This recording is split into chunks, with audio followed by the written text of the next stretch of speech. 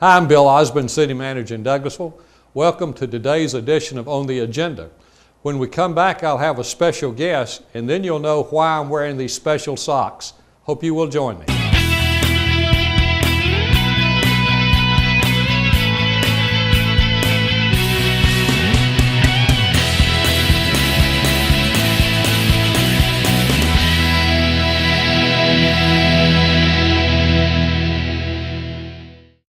My name's Marsha Hampton, Community and Downtown Services Director. My City TV is downtown.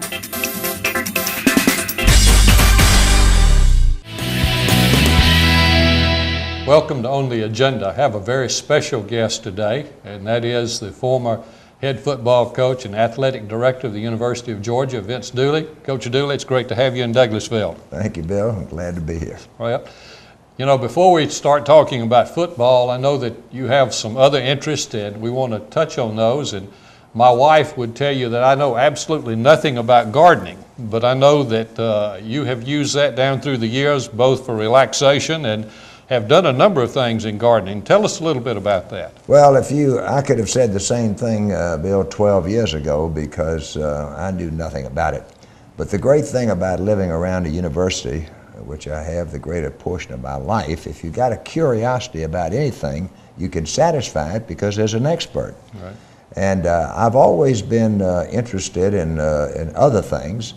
I've got a real passion for history. I got a master's degree in history, did my undergraduate work in business management, but I really enjoyed history, so I would go in and sit in on courses. I took courses on leadership. I enjoy the Civil War. I took a lot of courses in that. And then I've always been curious about plants and trees, and why do they change colors, and what's the name of that plant? Right. So I went in and took a course under a fellow by the name of Michael Durr. He's really the guru. He's written the Bible, so to speak, on woody plants and trees, and he's really passionate about what he does. Well, one course led to another, that led to another course, that led to another course, and I've taken two or three trips with him. I've been to England, I've been over to Belgium, going into gardens and studying it, and I had to have a garden of my own. Right. So what has started out is just as a curiosity has ended up a real passion for me, because I've probably got a mini botanical gardens, which would be the best way to express it. I've got a garden for all seasons, so regardless of when you come to my garden, something is going on. So thanks for asking me. It's one of my passions. And I know another one of your passions is that down through the years you've been involved in a number of philanthropic organizations, different charitable events that you have assisted. Tell us, what are you doing at this time, or a couple of them that come to mind as being keys from the past? Well, I have volunteered now that I look back on it. My wife and I both have done that a lot. And that old saying that you always get back 10 times what you give, I think is so true. Sometimes when you're asked to do that, you figure, oh, I got too much to do. But then finally you do it, and then at the end you're so happy that you did, because it's so rewarding. And I have spent a lot of time with Easter Seals at one time. My wife and I have been involved in fundraising. I did a charitable fundraiser for the Salvation Army. My wife and I have worked together on a fundraiser for a Catholic high school in Athens that was done in northeast Georgia. And I think just about every charitable event that you might name, I have been involved in. Right. AADD, which is one that we're currently involved in, developmental disabilities. And we are co-chairs of that at this particular year. Right. So again, I think it's important. Volunteerism is the backbone of the American way. Right. And we have volunteered, and as I say, it's always rewarding, and you get so much more out of it than you can ever put in. Right.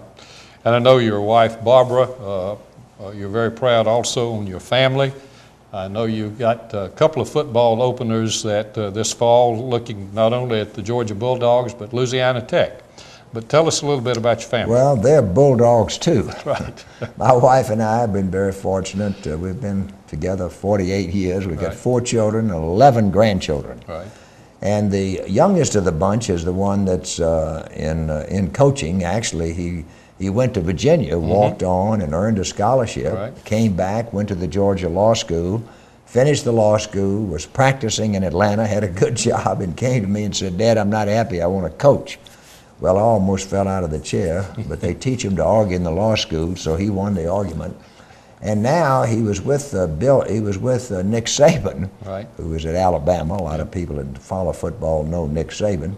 But he had a good education under him for 7 years. He was with him at LSU. He was with him at Miami. Now he's the head coach of the Louisiana Tech Bulldogs. And they're in the Western Athletic Conference, and they'll be opening their season, ironically, against the Mississippi State Bulldogs. There's a lot of Bulldogs here all of a sudden.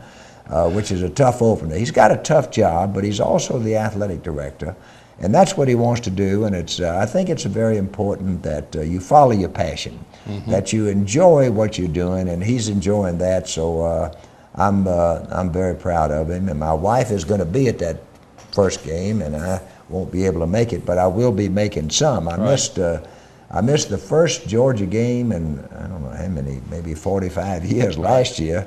And missed 2 of them in order to go see my son, who is in Ruston, Louisiana, between Monroe and a little town in Shreveport, Louisiana, on I-20, I might add. And you have a couple of other children. Give us their names. We've got, well, the first one is Deanna Dooley, and she has 3 children, and then the other one is Daniel Dooley. And then the third is Denise, and she has 3 boys. And between the 4 of them, there's 11 grandchildren, and the great thing, we get together every year during the 4th of July. We have a tradition we have a lake house that we all get together, because it's awfully hard. They all got their own agendas and all going in different directions. In fact, we did take them over to Italy this past summer, and rented a villa outside of Cortona, where the university has a studies abroad program. And that's the Tuscany area. And so we had a great time. We visited Venice, and then we visited Rome, but spent most of the time in Tuscany. But again, with their individual agendas going different ways, we said the next time we're going to put them on a ship so they can't jump off until it's over. So anyway, we enjoy our family very much, and we got a great family. That's great. Well, you and I have got several things in common. I too have 11 grandchildren. And they're great pleasure. I'm a graduate of the University of Georgia, as I mentioned to you, journalism school back in 1960, before you came to Georgia. That, of course, I first became aware of you when you were playing quarterback at Auburn and put a couple of major hits on the Bulldogs. But you decided to come to Georgia, and you were there for 40 years, more than 200 football victories, great accomplishments both as head coach and athletic director, and it's just been a pleasure to have looked at your association with the university down through the years and how much you have meant to the Bulldog Nation, and we're delighted to have you here on City TV today. But just tell us whatever you would like to about your time at Georgia, and a couple of the key points you'd like to make as we conclude our visit today.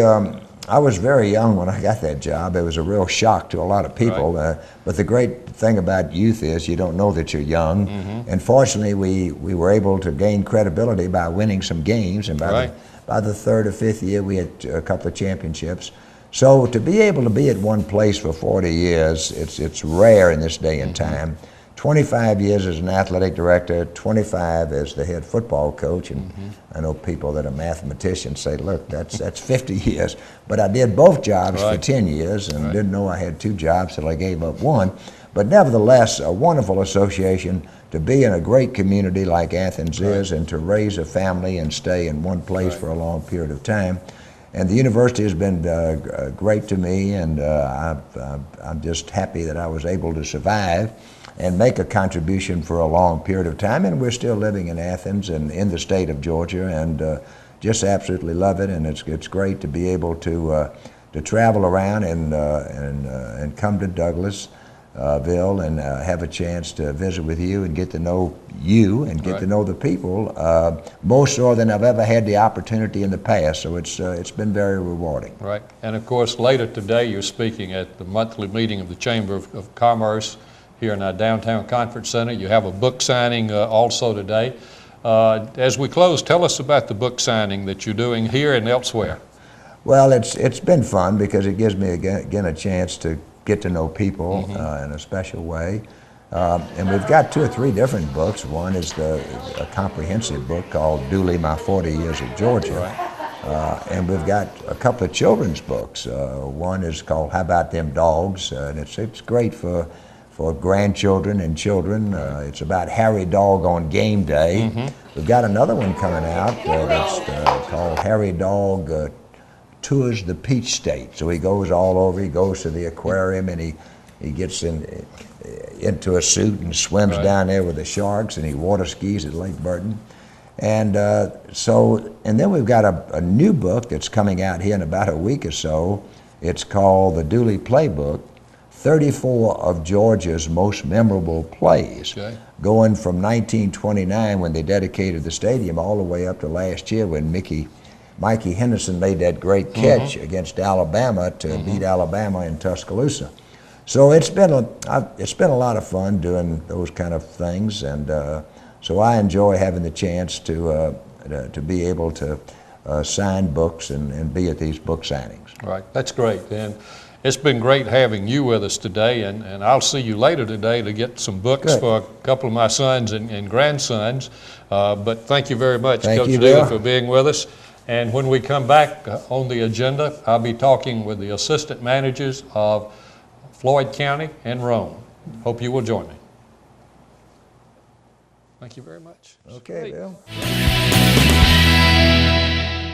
Get up and get grooving. Kid, what's up with you? Let's get up and play. Do something. Stop slumping like a lump all day. Get on up, come on. Get out the door. Let's shake that booty like never before. Let's run, have fun. Let's jump and groove. Get up and get that body up. Make it move. Get up, and be a player. Get up. Woo. Let's run, have fun. Get up and be a player. Get up and play an hour a day. Ouch! Sorry. For cool playtime ideas, go online. Just don't stay long. On the agenda is delighted today to have some visitors from Floyd County and Rome, Georgia. I'm delighted to have a special guest, Sammy Rich, who's the Assistant City Manager in Rome, Blaine Williams, who's the Assistant County Manager in Floyd County. And as we were talking before we went on the air, each of these gentlemen had worked for the other government previously. So when we come to a question dealing with Rome, you may hear from either of them because both have dealt with that issue. And the same thing is true when we talk about things with Floyd County. But there are several topics we want to talk about today on the agenda. But let me first point out that they are in Douglasville watching operations in City TV. They came down today to visit with Kelly Hunter and her staff. We're delighted to have you in Douglasville. Delighted that you wanted to come check out City TV, and come back in a few months and we'll show you the additional changes that we have made because we feel like that what we're doing is of benefit to the residents, the businesses of Douglasville as we try to keep them informed of things. But it's kind of like the saying, no man is an island, and each local government certainly can benefit from information from other local governments.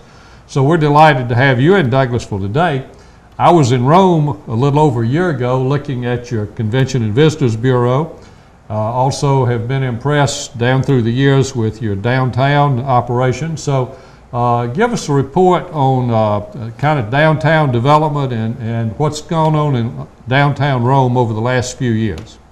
I'll try that, Bill. First, I'd like to thank you and the city of Douglasville for all the hospitality.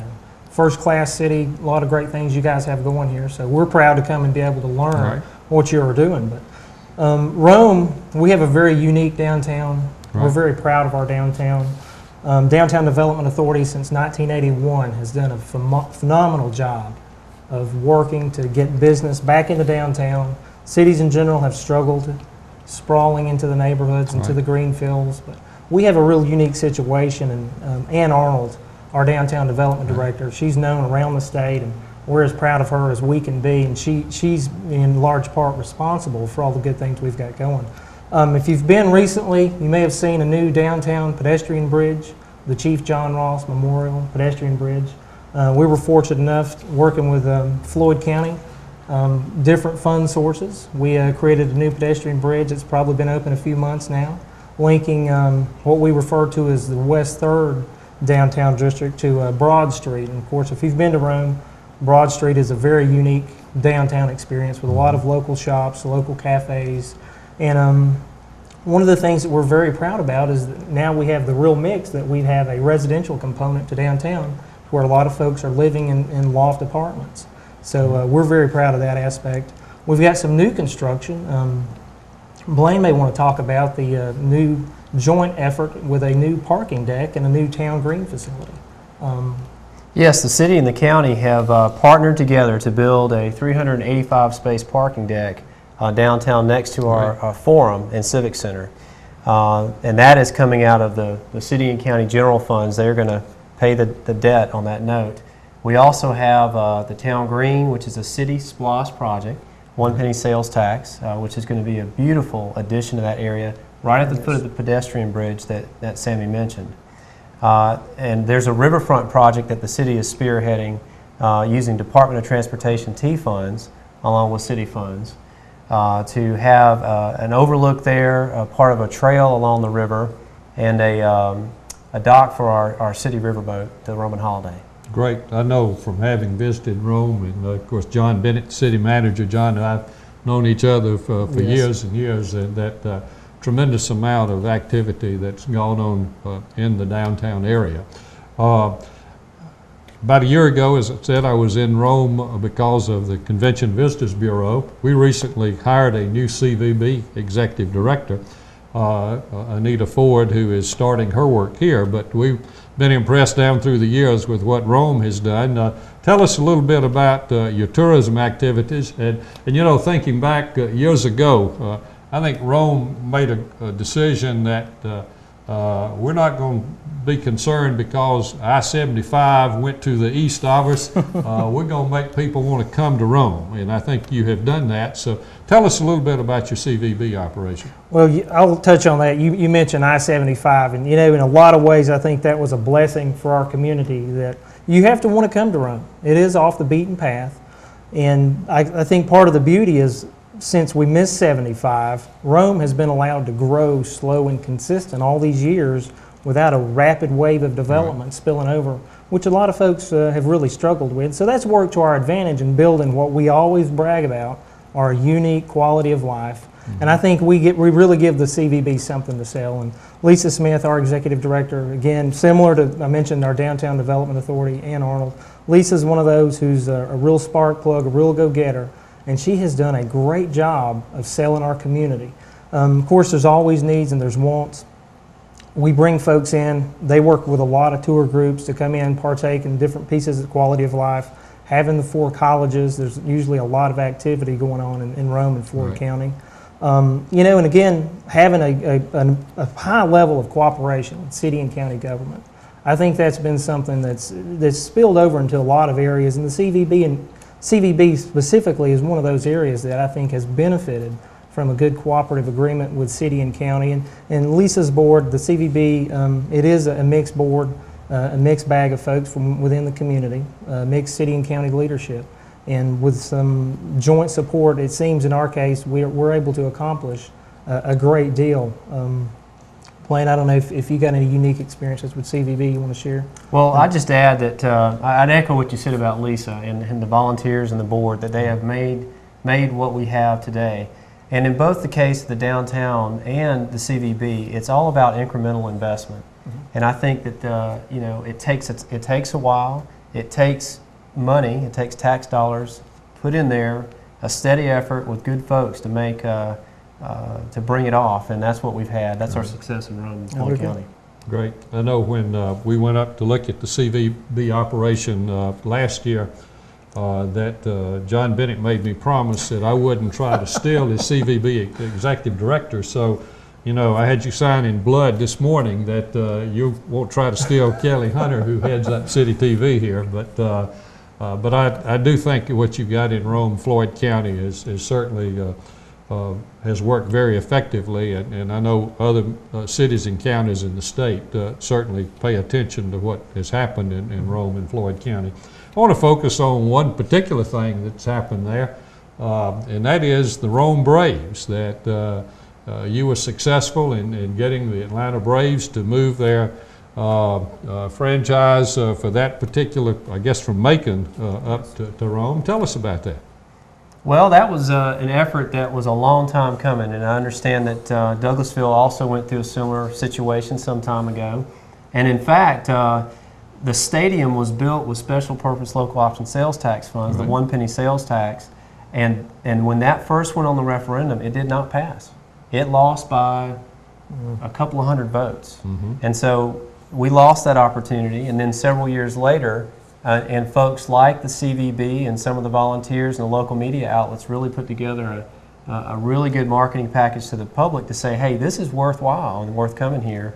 And they were successful the second time around. Right. And Sammy was actually working for the county when the stadium was built and that agreement was signed. Right, and it is, you know, again, we brag about unique quality of life, and the stadium is one of those pieces that we think make up what is a great quality of life. It's had tremendous benefit. You know, Blaine mentioned a little bit about the SPLOST tax that was used to fund it, and you know, the SPLOST that was ultimately passed by the slimmest margin. But at the end of the day, after all said and done, the stadium's built. One of the real testaments are the folks who have come forward and said, you know, I voted against that.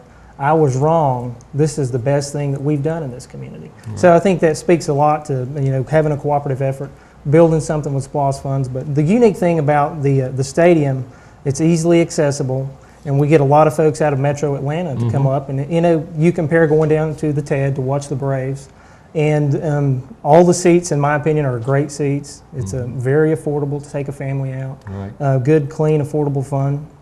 And if you walk the parking lot, you notice that a lot of the license plates on the cars are from out of town. So obviously having an influx of outside tax dollars has been great to us. And so it's, you know, again, another unique piece, but we're very proud of it. Hopefully they'll be there a long time. I had some friends come up from Atlanta, and I think he and his son and me and my son went. He spent maybe $20. He was floored. He could see the game and eat for all that. Very affordable. It costs that much to park if you go to the TED, I think. Right, sir. But, you know, I'm very envious of what you've been able to do with the Rome Braves. And we were talking about CVB, and I would contend that having the Rome Braves, you know, publications throughout the United States, you pick up USA Today and you go and you look at the baseball standings, and so you've got Rome listed, Greensboro, and other cities in the South that are in that particular league. I think that's a great promotion.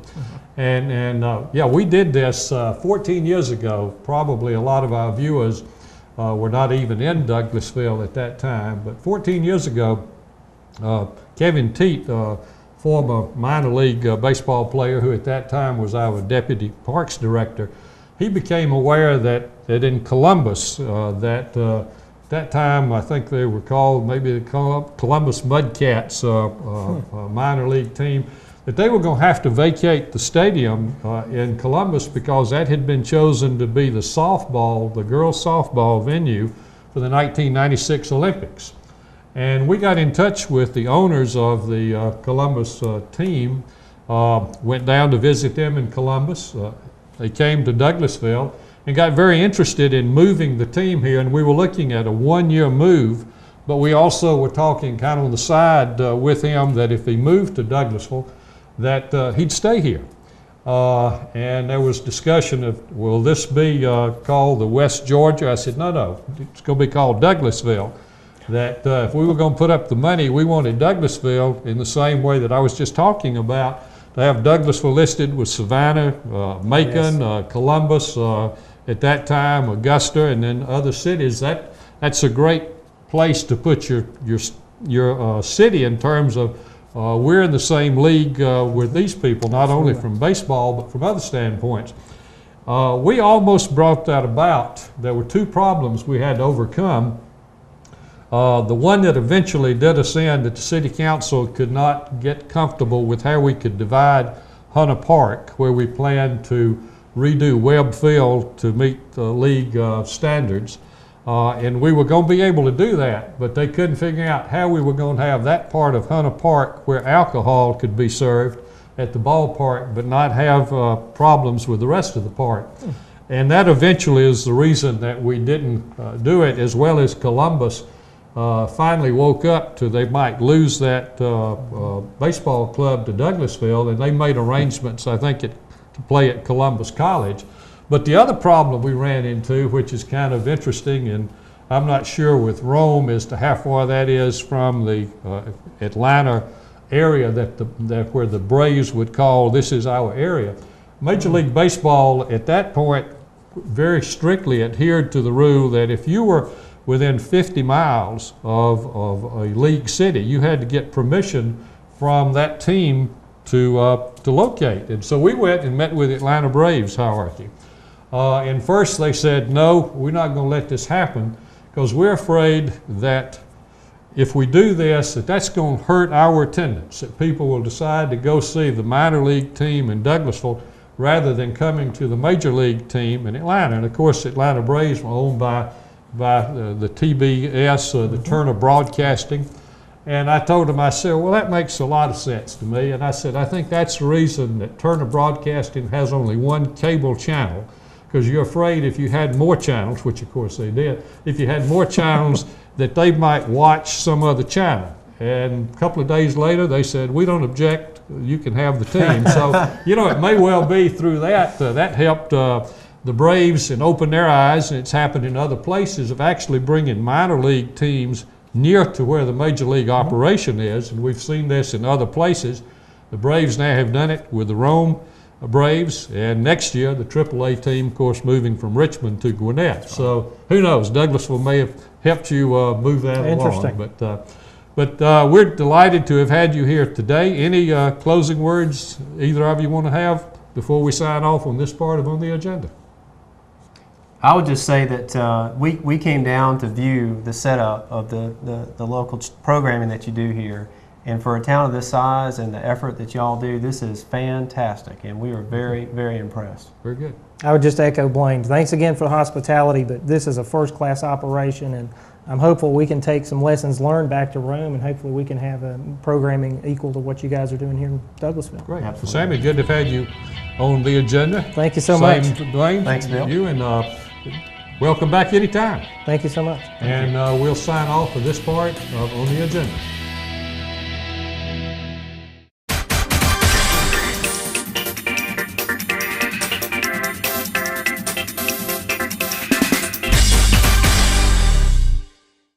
During this drought, we need everyone's help. Please make water conservation a way of life. Visit northgeorgiawater.org for more information. Thank you. My thanks today for my guests from Rome and Floyd County, and especially the coach Vince Dooley. And join me next time for On the Agenda. This is Bill Osborne.